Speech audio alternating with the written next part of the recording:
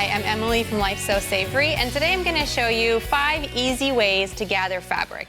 These are super helpful when you're making other projects, but today we're going to look at them in isolation. So the first one we have is using a single thread gather. We have a single thread tight tension gather. We have a double thread gather, which is probably the traditional one you will see in patterns, sewing patterns that you have purchased. This one is using a cord to put through a zigzag stitch, which allows you to gather, and this is helpful for thick fabrics that are easy to break your thread. And then this one is using the serger with a tight tension. So let's take a look at using the sewing machine with a tight tension to gather.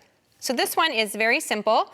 You're simply going to take your fabric, put it underneath. You're going to tighten your thread tension as far as it will go. You're going to lengthen your stitch as far as it will go, and then you just sew and watch the magic happen.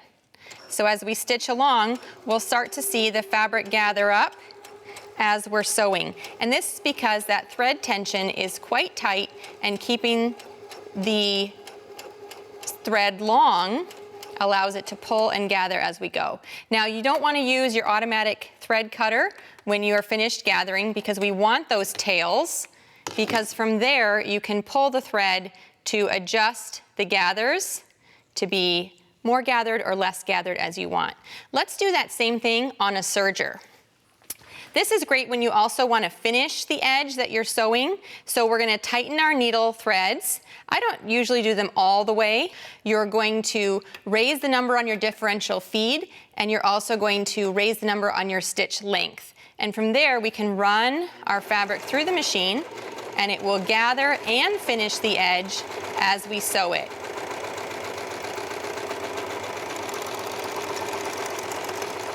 And from here, if you want it more gathered or less gathered, you can just adjust it by pulling the needle threads just as you do on a regular sewing machine.